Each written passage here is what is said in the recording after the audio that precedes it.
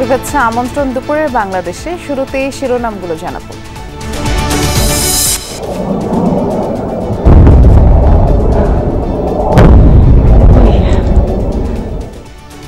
Iran Israel পাল্টাপাল্টি হামলা চলছে। যুদ্ধ বন্ধে ট্রাম্পের বিরুদ্ধে মার্কিনীদের বিক্ষোভ। হরমুজ প্রণালী বন্ধে ইরানের সক্ষমতা নিয়ে আলোচনা। সাবেক সিইসি নুরুল হুদার 10 দিনের রিমান্ড আবেদন নেওয়া হচ্ছে আদালতে। মব করে হেনস্থা কাম্য নয় বললেন স্বরাষ্ট্র উপদেষ্টা।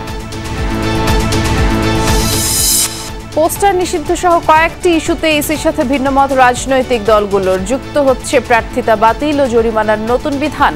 সব দলের সাথে আলোচনার দাবি। বিকল্প হিসেবে ওনারা প্রস্তাব করেছেন বিলবোর্ড, তারপর ব্যানার ইত্যাদি।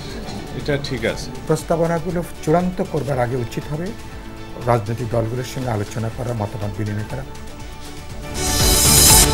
বাংলাদেশ স্কাউটসের কাপ কার্নিভাল উদ্বোধন করলেন প্রধান উপদেষ্টা। শাপলা কাপ অ্যাওয়ার্ড বিতরণ, দেশ গড়তে তরুণদের ভূমিকা রাখার আহ্বান। টেলিকম খাতে আসছে বড় পরিবর্তন। বিলুপ্ত হতে পারে বহুস্তর বিশিষ্ট লাইসেন্সিং কাঠামো। চ্যালেঞ্জে পড়বে স্থানীয় উদ্যোক্তারা। পাট দিয়ে 3 চাকার অভিনব গাড়ি বানিয়ে তাক লাগিয়ে দিয়েছেন চট্টগ্রামের তরুণ উদ্ভাবক। আধুনিক ফিচার সম্বলিত বাহনটি ঘন্টায় ছুটতে পারে 165 কিলোমিটার। আমি দেখি তৈরি করেছি আমেরিকান পোলারিং স্লিংশট, কিন্তু সক্ষমতা আমার দেশের, সম্পূর্ণ আমার নিজের দেশের কাঁচামাল দিয়ে করেছি। সেটা হচ্ছে আমার চ্যালেঞ্জ। মেহেদী মিরাজকে অধিনায়ক করে শ্রীলঙ্কার বিপক্ষে 16 সদস্যের ওয়ানডে দল ঘোষণা। দলে ফিরেছেন লিটন দাস, নাইম শেখ, শামীম হোসেন।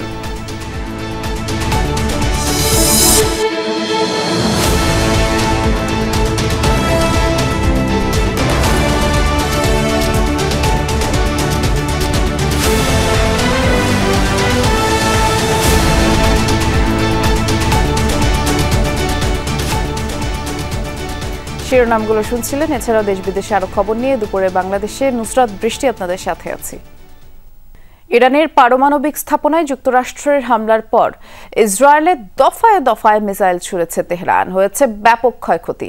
রোববার রাতে সাইরেন বাজতে শোনা যায় ইসরায়েল জুড়ে। আকাশ প্রতিরক্ষা ব্যবস্থা সক্রিয় রয়েছে বলেও জানায় তেল আবিব। নিরাপদ আশ্রয়ে থাকার নির্দেশনা দেওয়া হয় বাসিন্দাদের। এর জবাবে ইরানেও জোরদার অভিযান চালিয়েছে ইসরায়েল। তেহরানের পূর্ব পশ্চিমাঞ্চলের বিমান হামলার টার্গেট হয় মিসাইল লঞ্চার, স্যাটেলাইট ব্যবস্থা ও সামরিক রাডার সাইট। বিস্ফোরণের আওয়াজ পাওয়া যায় ইস্পাহান, পারান্দ, মালার্দ, তাবরিজ সহ কয়েকটি শহরে। নাজাফাবাদে একটি অ্যাম্বুলেন্সের ড্রোন হামলায় 3 জন নিহত হয়েছে। মানবাধিকার সংস্থা HRAN এর তথ্য অনুযায়ী ইরানে চলমান ইসরায়েলি অভিযানে এ পর্যন্ত 950 মানুষের মৃত্যু হয়েছে, আহত হয়েছে প্রায় 3500। ইরানে মার্কিন অভিযানের পর প্রথমবারের মতো সামাজিক মাধ্যমে পোস্ট করেছেন দেশটির সর্বোচ্চ ধর্মীয় নেতা আয়াতুল্লাহ আলী খামেনি। সোমবার টুইট বার্তায় খামেনি বলেছেন, ইসরায়েল বিশাল বড় ভুল করেছে। এর পরিণতি খুব দ্রুতই তেল আভিভকে ভোগ করতে হবে বলেও হুঁশিয়ারি দেন। পোস্টের সাথে একটি ছবিও জুড়ে দেন খামেনি, আর সেখানে একটি কঙ্কালের কপালে খোদাই করা আছে ইহুদিদের চিহ্ন স্টার অফ ডেভিড। আর কঙ্কালটির পেছনে থাকা শহরের সাথে ইসরায়েলের মিল রয়েছে, যেখানে মিসাইল বৃষ্টি হচ্ছে।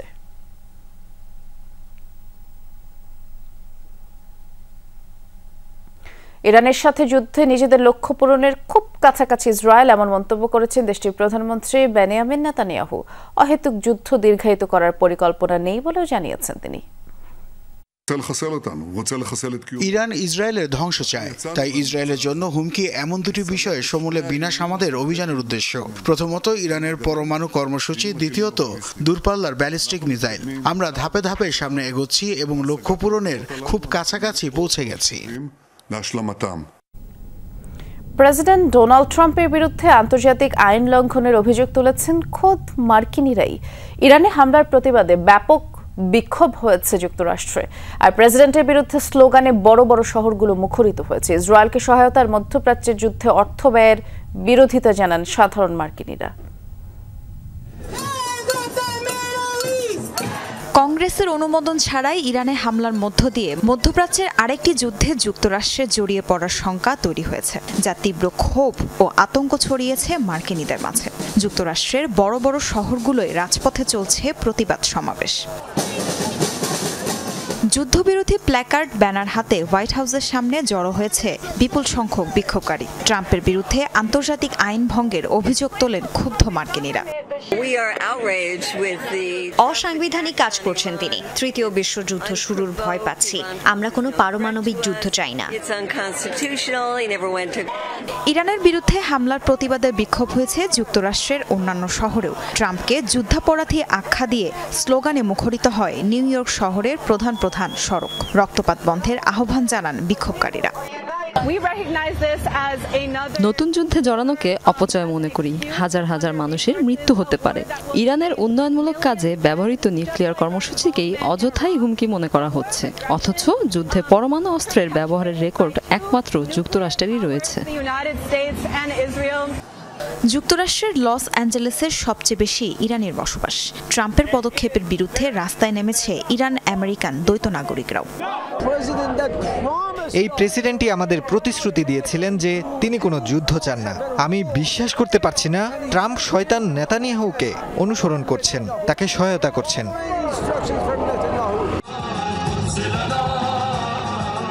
শুধু যুক্তরাষ্ট্রেই নয়, ইরানে মার্কিন হামলার প্রতিবাদে বিক্ষোভ হয়েছে ফ্রান্স, গ্রিস, পাকিস্তান সহ বিশ্বের বিভিন্ন দেশে। তাসরিয়ান সোবহান, যমুনা নিউজ। এদিকে যুক্তরাষ্ট্রের হামলার পরে হরমুজ প্রণালী বন্ধের সিদ্ধান্ত নিয়ে ট্রাম্প কার্ড ছুড়ল ইরান। এমন পদক্ষেপ থেকে তেহরানকে ঠেকাতে এখন চীনের দ্বারস্থ হয়েছে যুক্তরাষ্ট্র। তেহরানকে মানানোর অনুরোধ জানিয়েছে বেইজিংকে। গুরুত্বপূর্ণ বাণিজ্যিক রুট বন্ধ হলে মারাত্মক অস্থিরতা তৈরি হবে তেলবাজারে, এমন শঙ্কা বিশ্লেষকদের। তবে ইরানের হরমুজ প্রণালী বন্ধ রাখার সক্ষমতা কতটুকু তা নিয়েও আলোচনা চলছে। ইরানকে এক প্রান্তে ওমান, অন্য প্রান্তে সংযুক্ত আরব আমিরাত থেকে বিচ্ছিন্ন করেছে হরমুজ প্রণালী। পারস্য উপসাগরকে যুক্ত করেছে ওমান উপসাগরের সাথে। জ্বালানি তেল পরিবহনে সবচেয়ে গুরুত্বপূর্ণ রুট হরমুজ প্রণালী। ইরান নিয়ন্ত্রিত এই জলপথ দিয়েই পারাপার হয় বিশ্বের 20% তেল, গড়ে দৈনিক 21 মিলিয়ন ব্যারেল। ইসরায়েলের সাথে চলমান সংঘাতের শুরুর দিকেই হরমুজ প্রণালী বন্ধের হুঁশিয়ারি দিয়েছিল ইরান। দেশটির পারমাণবিক স্থাপনায় যুক্তরাষ্ট্রের হামলার পরই সে হুঁশিয়ারি বাস্তবায়নের পদক্ষেপ নিয়েছে তারা। এরই মধ্যে পেয়েছে পার্লামেন্টের অনুমোদন। যে কোনো সময় কার্যকর হতে পারে সিদ্ধান্ত জানিয়েছেন আইআরজিসি কমান্ডার ইসমাইল কাসারি। তবে প্রশ্ন হলো, কৌশলগত গুরুত্বপূর্ণ নৌরুট বন্ধের কতটুকু সক্ষমতা আছে ইরানের? ধারণার জন্য একটু ইতিহাস ঘেঁটে দেখা যাক। বেশ কয়েকবার চলাচল বাধাগ্রস্ত হলেও কখনো পুরোপুরি বন্ধ হয়নি হরমুজ প্রণালী। 80-র দশকে ইরান ইরাক যুদ্ধের সময় উভয় দেশই হামলা চালিয়েছে একে অপরের জাহাজে। সৌদি আরব, কুয়েতের বাণিজ্যিক জাহাজ, এমনকি মার্কিন নৌবাহিনীর জাহাজকেও টার্গেট করেছে তেহরান। 1988 সালের দিকে জ্বালানি ট্যাঙ্কারের নিরাপত্তায় কুয়েতের অনুরোধে অঞ্চলটিতে নৌসেনা মোতায়েন করেন তৎকালীন মার্কিন প্রেসিডেন্ট রোনাল্ড রিগান। পরিচালনা করা হয় অপারেশন আর্নেস্ট ওয়েল। ইরানের যাত্রীবাহী বিমানে মার্কিন নেভির হামলায় 290 জনের মৃত্যুর পর পাল্টে যায় পরিস্থিতি। এরপর জাহাজ জব্দ সহ বেশ কয়েকবার উত্তেজনা তৈরি হলেও গোলাগুলির মতো কিছু ঘটেনি। এবারও যুক্তরাষ্ট্রকে শায়েস্তায় পারস্য উপসাগরের একমাত্র প্রবেশপথটি বন্ধের সিদ্ধান্ত নিলেও তা ইরানের জন্য হিতে বিপরীত হতে পারে বলে মনে করছে অনেকে। অঞ্চলটিতে আগে থেকেই মার্কিন নৌবাহিনী মোতায়েন থাকায় জাহাজ চলাচলে বাধা বা হামলা চালিয়ে কতটুকু সুবিধা করতে পারবে তেহরান তা নিয়ে সন্দেহ রয়েছে। এছাড়া নিজেদের তেল রফতানিও বাধাগ্রস্ত হবে। অবশ্য 1.5 বছর ধরে লোহিত সাগর ও আশপাশে হুতিদের হামলার জেরে তৈরি হওয়া পরিস্থিতির কথা মাথায় রাখছে যুক্তরাষ্ট্র। তাই হরমুজ প্রণালী বন্ধের সিদ্ধান্ত কপালে ভাঁজ ফেলেছে তাদের। আগেভাগেই ব্যবস্থা নিতে চীনের প্রতি আহ্বান জানিয়েছেন মার্কিন পররাষ্ট্রমন্ত্রী মার্কো রুবিও। ডরোথি তাস্ট্রিন, যমুনা নিউজ। সাবেক প্রধান নির্বাচন কমিশনার নুরুল হুদার 10 দিনের রিমান্ড আবেদন জানিয়েছে পুলিশ। তাকে ঢাকার সিএমএম আদালতে নেওয়া হচ্ছে। পুলিশ জানিয়েছে বিএনপির করা একটি মামলায় তাকে গ্রেফতার দেখানো হয়েছে। এর আগে গতকাল সন্ধ্যায় সাবেক প্রধান নির্বাচন কমিশনার নুরুল হুদাকে তার উত্তরার বাসা থেকে গ্রেফতার করে পুলিশ। এবং মব সৃষ্টির চেষ্টাও করে একদল লোক। সামাজিক যোগাযোগ মাধ্যমে ছড়িয়ে পড়া এই ভিডিওতেই দেখতে পাচ্ছেন গ্রেফতারের সময় নুরুল হুদা সাদা টি শার্ট লুঙ্গি পরা ছিল। নানাভাবে এ সময় হেনস্থার শিকার হন সাবেক সিইসি। নুরুল হুদা প্রধান নির্বাচন কমিশনার থাকাকালে 2018 সালের ডিসেম্বর একাদশ সংসদ নির্বাচন হয়, যা রাতের ভোট নামে কুখ্যাত।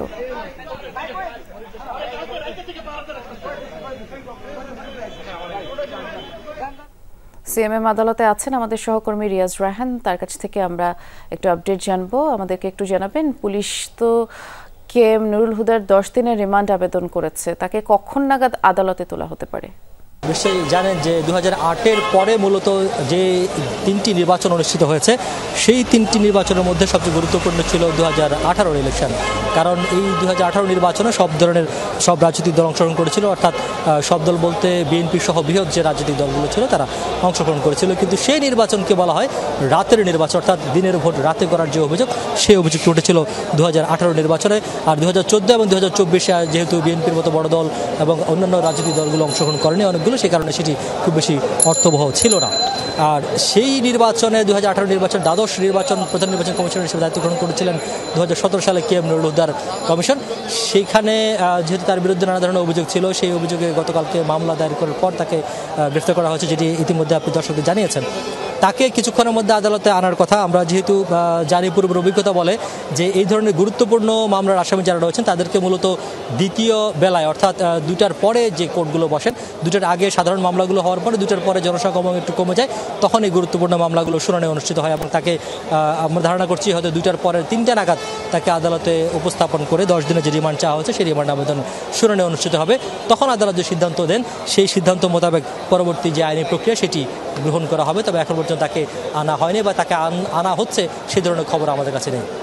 আচ্ছা, নিশ্চয়ই তাকে আনা হলে আপনার মাধ্যমে জানাবো। আরেকটি বিষয় জানা যাচ্ছে, আরো 2 সাবেক সংসদ সদস্যকে তো পুলিশ গ্রেফতার করেছে, তাদের আদালতে আনার বিষয়ে কিছু জানা গেল কিনা রিয়াজ? 2 সংসদ সদস্য, একজন মুন্সিগঞ্জ 3-এর একজন সংসদ সদস্য রয়েছেন, আরেকজন নারী সংরক্ষিত আসনের যে সংসদ সদস্য ছিলেন 2018 সালের নির্বাচনে সাবিরা ইয়াসমিন তুহিন, তাকেও আনার কথা রয়েছে। তবে এখন পর্যন্ত নির্দিষ্ট করে বলা যাচ্ছে না, যেহেতু একজনকে রাতে ধরা হয়েছে, আরেকজনকে ভোর রাতে ধরা হয়েছে নবাবগঞ্জ থেকে। সুতরাং এখন পর্যন্ত নিশ্চিত করে বলতে পারেনি বা পুলিশ এখন পর্যন্ত আমাদেরকে নিশ্চিত করেনি যে তাদেরকে আদৌ আজকে আদালতে আনা হবে কিনা বা হলে সেটা কখন নাগাদ। তবে যদি আজকে আনা হয় তাহলে সেটি বিকেল নাগাদ আনা হতে পারে এবং তাদের দুজনকে আসলে সুনির্দিষ্ট কোন মামলায় গ্রেফতার দেখানো হবে সেটি এখনো স্পষ্ট করা হয়নি। নিশ্চয়ই পরবর্তী আপডেট আপনার মাধ্যমে আবারও দর্শকদের জানাবো। অনেক ধন্যবাদ রিয়াজ। সাবেক প্রধান নির্বাচন কমিশনার নুরুল হুদাকে মব করে হেনস্থা কোনোভাবেই গ্রহণযোগ্য নয়, গাজীপুরে এমনটা বলেছেন স্বরাষ্ট্র উপদেষ্টা জাহাঙ্গীর আলম চৌধুরী। পুলিশের উপস্থিতিতে এ ধরনের ঘটনায় বাহিনীর কেউ জড়িত থাকলে তা তদন্ত করে আইনগত ব্যবস্থা নেওয়ার কথাও তিনি জানিয়েছেন। সকালে গাজীপুরের মৌচাকে হর্টিকালচার সেন্টার পরিদর্শন করেন তিনি। বলেন, বিভিন্ন গণমাধ্যমে আরেক সাবেক প্রধান নির্বাচন কমিশনার কাজী হাবিবুল আউয়ালের গ্রেফতারের যে খবর এসেছে তা সত্য নয়। কৃষি উপদেষ্টার দায়িত্বে থাকা জাহাঙ্গীর আলম চৌধুরী এ সময় আরো বলেছেন, কৃষি জমি সুরক্ষায় নতুন আইন করা হবে।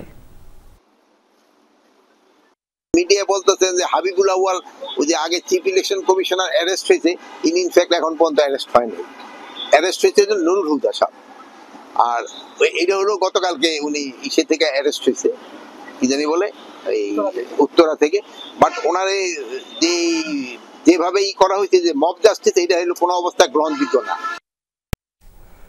নির্বাচনী প্রচারণায় পোস্টারের ব্যবহার বন্ধ সহ নির্বাচন কমিশনের প্রস্তাবিত খসড়া আচরণবিধি নিয়ে মিশ্র প্রতিক্রিয়া জানিয়েছে রাজনৈতিক দলগুলো। বিএনপি পোস্টারের পরিবর্তে বিলবোর্ডে ব্যবহারকে স্বাগত জানিয়েছে, কিন্তু জামায়াত ও এনসিপি সহ অনেক দল পোস্টারের পক্ষে। নেতারা বলছেন এতে ছোট ও নতুন দলগুলো সমান সুযোগ হারাবে। তবে সব দলই নির্বাচনে কালো টাকার ব্যবহার বন্ধে ইসিকে উদ্যোগ নেওয়ার দাবি জানিয়েছে। সহকর্মী আরিফুর রহমান সবুজের রিপোর্ট। পোস্টারের মাধ্যমে ভোটারদের দোরগোড়ায় পৌঁছান প্রার্থীরা, জানান দেয়া হয় প্রতীক আর প্রার্থিতার। প্রথম জাতীয় সংসদ থেকে সর্বশেষ নির্বাচনে পোস্টার ছিল প্রচারের বড় হাতিয়ার। তবে পরিবেশ ও দূষণ বিবেচনায় ত্রয়োদশ সংসদ নির্বাচন থেকে সনাতনী এই ধারা থেকে বেরিয়ে আসার ঘোষণা দিয়েছে নির্বাচন কমিশন। এজন্য রাজনৈতিক দল ও প্রার্থীদের আচরণবিধি পরিবর্তনের উদ্যোগ। এ সংক্রান্ত খসড়ায় পোস্টারের পরিবর্তে প্রচারণা চালাতে ফেস্টুন, ব্যানার ও বিলবোর্ডের ব্যবহারের প্রস্তাব দেয়া হয়েছে। তবে এ নিয়ে ভিন্ন মত আছে বিএনপি, জামায়াত, এনসিপি সহ রাজনৈতিক দলগুলোর। এটাই ইতিবাচক। বিকল্প হিসাবে ওনারা প্রস্তাব করেছেন বিলবোর্ড, তারপর ব্যানার ইত্যাদি। এটা ঠিক আছে, পরিবেশের সাথে সহায়ক হবে এবং অনেক রকমের জটিলতা নিরসন। ইলেকশনটাকে মানুষ সেভাবে উৎসবের মতো করে উপভোগ, তো সেটার একটা অলঙ্কার হচ্ছে পোস্টার বিকল্প অন্য কোনো যদি আইটেম নিয়ে আসে, উপাদান নিয়ে আসে, সেটা আলোচনার ভিত্তিতে হলে আমাদের কোনো আপত্তি নেই। বিলবোর্ডের প্রচারণাটা একটু ব্যয় সাপেক্ষ। যাদের আর্থিকভাবে খুব বেশি সক্ষমতা, পূর্বের রাজনৈতিক অভিজ্ঞতা থেকে যারা আর্থিকভাবে লাভবান হয়েছে, তারা দেখছে যে এই সুবিধাটা বেশি ইউজ করতে পারবেন। কমিশনের প্রস্তাবিত খসড়ায় আচরণবিধি মানতে দলীয় অঙ্গীকারনামা দেওয়ার বাধ্যবাধকতা রাখা হয়েছে। যুক্ত করা হয়েছে গুরুতর অপরাধে প্রার্থিতা বাতিলের বিধান। তবে এর বাইরে রাজনৈতিক দলগুলোরও কিছু প্রস্তাব আছে। নির্বাচনী নির্বাহের ক্ষেত্রে সরকারেই এটা ব্যয়ভার বহন করে, তাহলে এখানে আপনি বড় দল ছোট দল যাই বলেন, এগুলোর পার্থক্য থাকছে না। আমরা যদি পোস্টার বন্ধ করে আরো অনেক কিছু ওপেন করে দিলাম, যেটা অনেক বেশি টাকার খরচ, তাহলে তো ন্যাচারালি টাকারই দৌড়াতে পারবে। সুতরাং যতক্ষণ না পর্যন্ত পুরো ব্যয়ভার নির্বাচন কমিশন সবার জন্য সমভাবে গ্রহণ না করছে, ততক্ষণ পর্যন্ত এই টাকার খেলা চলতে থাকবে। ধরেন জামালপুরে একটি দল আপনার বিধিনিষেধ অমান্য করে প্রচারণা করছে, আপনার বারবার জানানো হয়েছে, কিন্তু আপনি কোনো ব্যবস্থা নিলেন না, তাহলে সেই আচরণ নিয়ম বিধিনিষেধ দিয়ে আসলে কোনো কিছুই হবে না। সর্বশেষ 2008 সালে আচরণবিধিতে পরিবর্তন এনেছিল ইসি। পরিবর্তিত পরিস্থিতিতে সব দলের সাথে আলোচনার মাধ্যমে যে কোনো সংশোধনী আনা উচিত বলে মনে করেন রাজনৈতিক দলগুলো।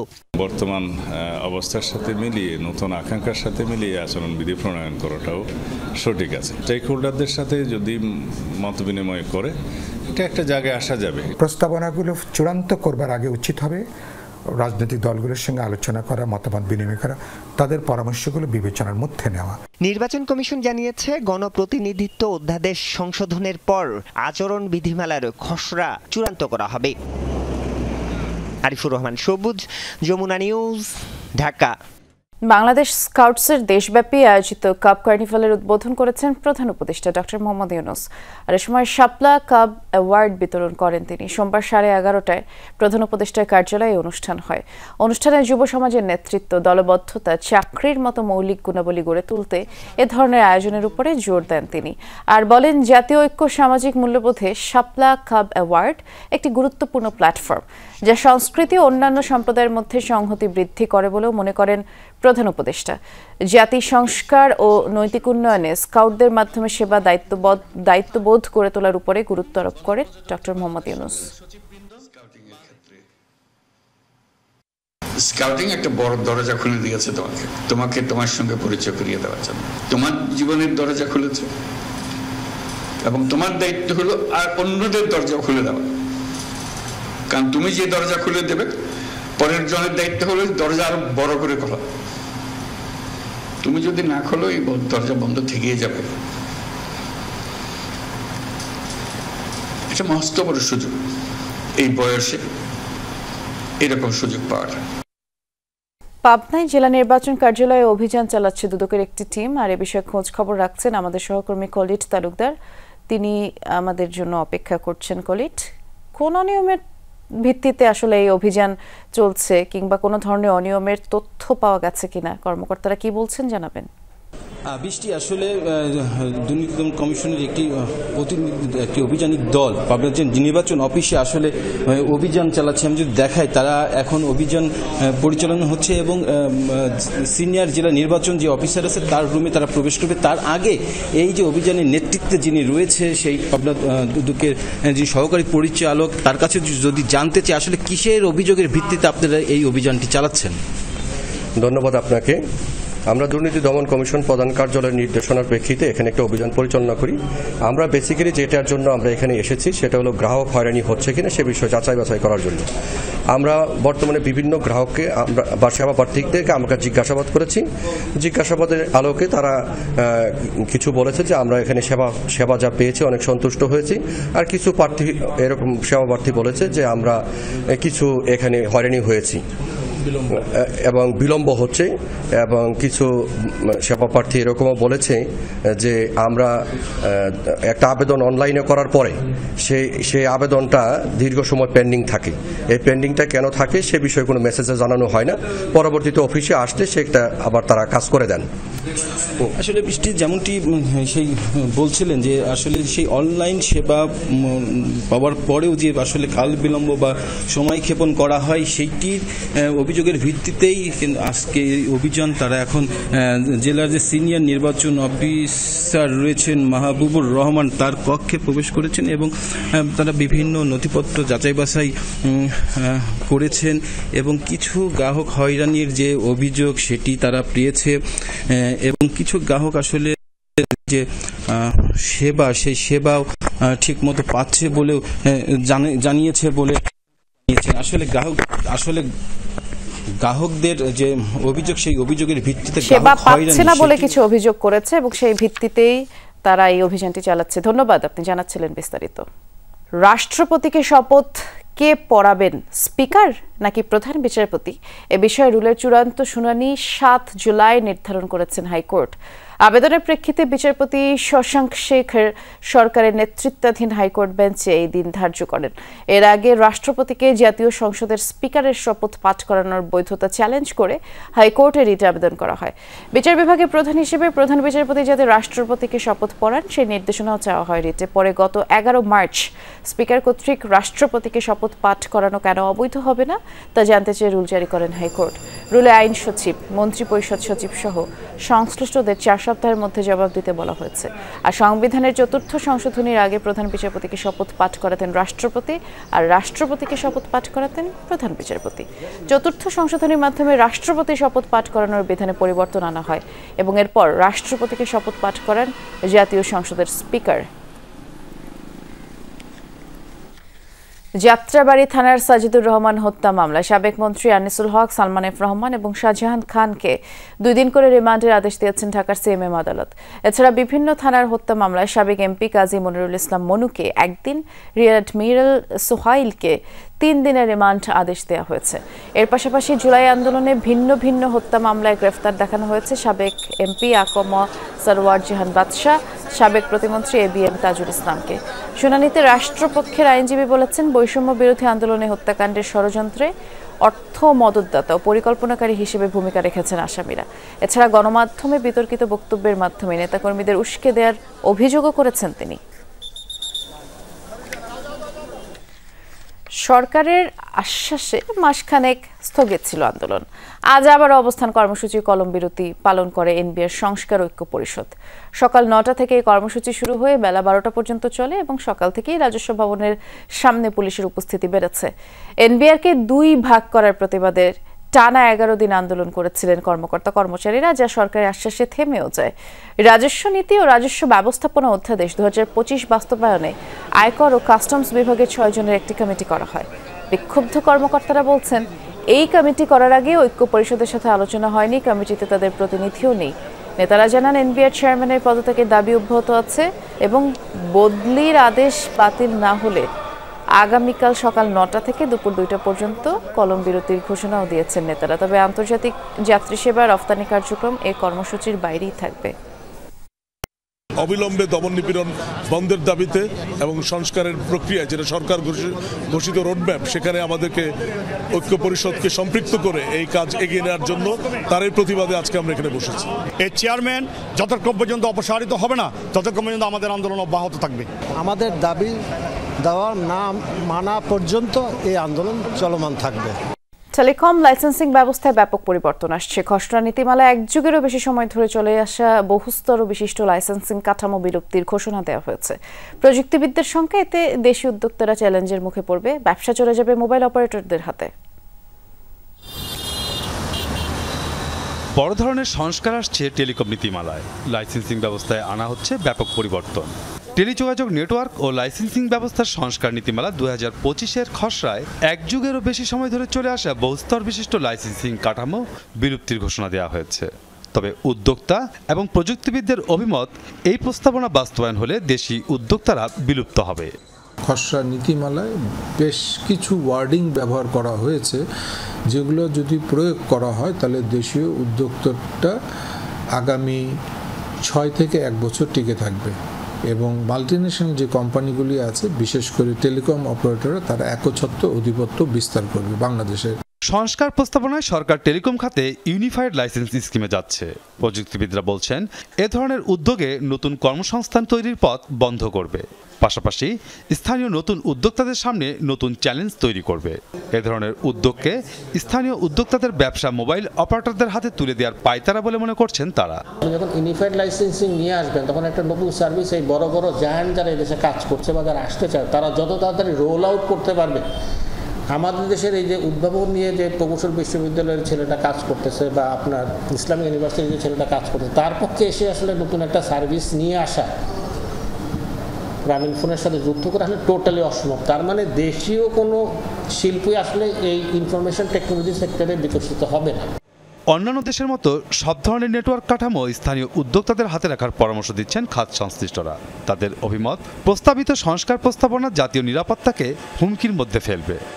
ইন্টারন্যাশনাল নেটওয়ার্ক কিংবা দেশীয় নেটওয়ার্ক কোনো সময় ফরেন কিংবা মাল্টিন্যাশনাল কোম্পানির হাতে ছেড়ে দেওয়া উচিত হবে না, কারণ পরবর্তী বিশ্বের যুদ্ধ হবে, তথ্য প্রযুক্তির যুদ্ধ, ডাটার যুদ্ধ হবে।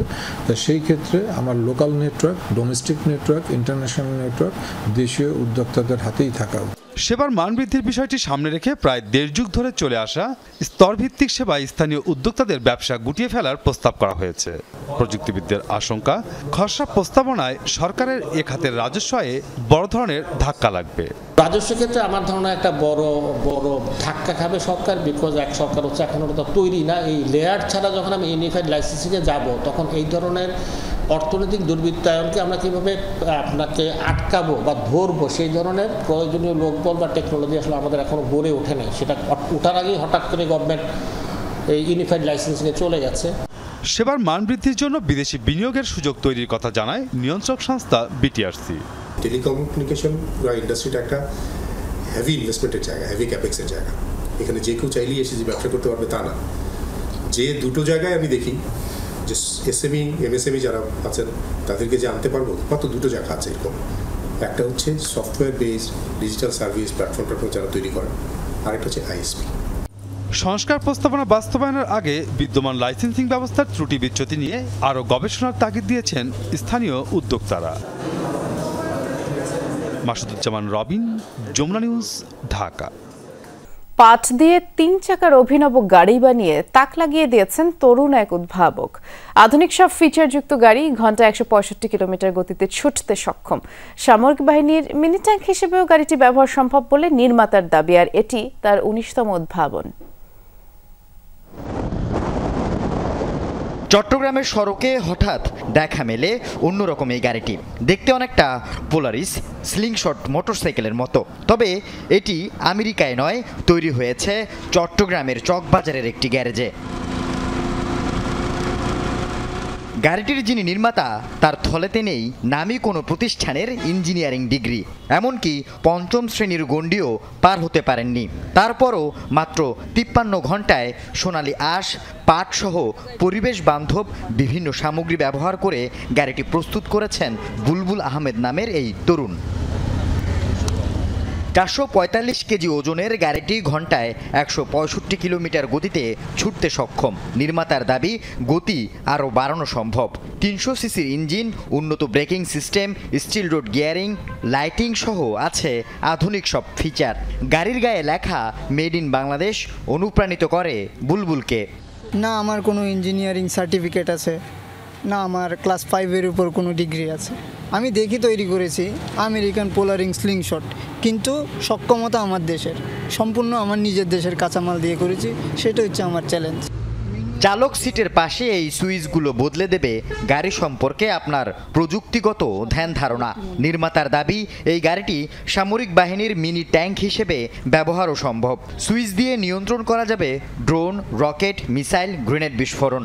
সুযোগ রয়েছে জ্যামার বসানোরও, যা স্থলপথে এগিয়ে রাখবে বাংলাদেশকে। ড্রোনের জন্য জ্যামার ইউজ করতে পারবে বা অ্যান্টি ড্রোন গান ইউজ করতে পারবে, ছোট গ্রেনেড ইউজ করতে পারবে যেটা দূর থেকে ছোড়ার জন্য, অথবা কি ছোট রকেট মিসাইলের জন্য যেটা ম্যানুয়ালি কন্ট্রোল করা যাবে। এটি বুলবুলের 19তম উদ্ভাবন, তাই এর নামকরণ করা হয়েছে CG-019। এর আগে আরও 18টি বিশেষ যান নির্মাণ করেছেন তিনি, যা ব্যবহার করছেন প্রতিবন্ধী ও চলাচলে অক্ষম তথা বিশেষ চাহিদা সম্পন্নরা। আল আমিন শিকদার, যমুনা নিউজ, চট্টগ্রাম। চট্টগ্রামের মতো ঢাকার জাতীয় স্টেডিয়ামকেও শুধু নিজেদের ব্যবহারের জন্য সরকারের কাছে চেয়েছে বাফুফে, জানিয়েছেন বাফুফের সহসভাপতি নাসের শাহরিয়ার জাহিদি। আসার খবর, বাফুফের চাওয়ার সাথে একমত পোষণ করেছে সরকার। জাতীয় ক্রীড়া পরিষদ সচিব যমুনা টেলিভিশনকে জানান, বাফুফের চাওয়ার প্রেক্ষিতে প্রক্রিয়া শুরু করেছেন ক্রীড়া উপদেষ্টা আসিফ মাহমুদ সজীব ভুঁইয়া। মেহেদি নাইমের রিপোর্ট। বাংলাদেশ পেয়েছে অপরূপ সুন্দর একটা ফুটবল মাঠ। শুধু দর্শক আসন বিবেচনায় নয়, জাতীয় স্টেডিয়াম ঐতিহ্যগত কারণে বাংলাদেশের প্রধান ফুটবল মাঠ। নতুন খবর, বাংলাদেশ ফুটবল ফেডারেশন সরকারের কাছে এই পুরো মাঠটিকে নিজেদের করে চেয়েছে। মোস্ট ইম্পর্টেন্ট হলো যে ঢাকার জাতীয় স্টেডিয়ামটা, এটা ফুটবলকে ডেডিকেট করে দেওয়াটা সব থেকে উপযুক্ত হবে, এটা আমরা বোঝানোর চেষ্টা করছি। আশা করি মন্ত্রণালয় আমাদের এই প্রস্তাবটা খুব শীঘ্রই বিবেচনা করবেন। জাতীয় স্টেডিয়ামটা পেলে কি হবে, you can run number of football events. আপনি আন্তর্জাতিক খেলা এটাকে আরও আমরা রিফারবিশ করে সুন্দর করে নিলে, আন্তর্জাতিক ফিফার যে রিকোয়ারমেন্টগুলো, ফিফা এফসির কম্পিটিশনের যে রিকোয়ারমেন্টসগুলো, এটা থাকলে আপনি ইন্টারন্যাশনাল ম্যাচ আরও বেশি দেখতে পারবেন, আপনি লোকাল লিগগুলো ভালোভাবে করতে পারবেন, আপনি everything you can do it properly. Bashundhara Kings Arena থাকলেও ঢাকার ভেতরে নানা সুবিধার কারণে বাফুফের সবেধন নীলমণি এই জাতীয় স্টেডিয়াম। এটাকে হোম অফ ফুটবল বললেও ভুল হবে না। এক সময় মাল্টিপারপাস ব্যবহৃত হলেও এটাকে শুধুই নিজেদের জন্য চেয়েছে ফুটবল ফেডারেশন। সুখবর, যুব ক্রীড়া মন্ত্রণালয় আর জাতীয় ক্রীড়া পরিষদ বাফুফের সঙ্গে একমত পোষণ করে কাজও শুরু করে দিয়েছে। জাতীয় স্টেডিয়ামটা তো ফুটবলের জন্যে, আর ট্র্যাকগুলি অ্যাথলেটিক্সের জন্যে। আসলে এই দুইটা ফেডারেশন আসলে এটা পেয়ে যাবে। এগুলো এখন একটু ভাবনার বিষয় যে কোন প্রক্রিয়ায় তারা পাবে, বিষয়গুলি এরকম আর কি। উপদেষ্টা স্যারও ভাবছেন, ইতিবাচকভাবেই ভাবছেন, আমরাও ইতিবাচকভাবেই ভাবছি। কিন্তু এই সবুজ মাঠের পাশেই তো আছে অ্যাথলেটিক্স ট্র্যাক। নিয়মিত মাদার অফ অল গেমস খ্যাত অ্যাথলেটিক্সের বিভিন্ন ইভেন্টেরও আয়োজন করে বাংলাদেশ অ্যাথলেটিক্স ফেডারেশন। বাফুফের এতে আপত্তি নেই, ফিফার গাইডলাইনেও এতে নেই কোনো বাধা। বিশ্বের অনেক বড় বড় ফুটবল মাঠের পাশেই যে রয়েছে এমন অ্যাথলেটিক্স ট্র্যাক। স্বাদ কিন্তু অনেক, সাধ্যটা হয়তো সীমিত, অ্যাসেটটা হয়তো এই মুহূর্তে সীমিত। তো যার ফলে হয়তো একাধিক স্পোর্টস, একাধিক ফেডারেশন, একাধিক অ্যাসোসিয়েশনকে মিলে সমন্বয় করে, পারস্পরিক সমন্বয় করে একটা ক্রীড়া স্থাপনা ব্যবহার করতে হয়। জাতীয় স্টেডিয়াম অতীতে আবাহনী ও মোহামেডানের হোম ভেন্যু ছিল। বাফুফে চাইলে আগামীতেও প্রিমিয়ার লিগের কোনো ক্লাবকে হোম ভেন্যু হিসেবে দিতে পারবে। মেহেদি নাইম, যমুনা স্পোর্টস, ঢাকা। এই ছিল দুপুরে বাংলাদেশের প্রথম ঘন্টার আয়োজন। এর পরের ঘন্টার আয়োজন নিয়ে ফিরবেন সহকর্মী ছোয়া খন্দকার।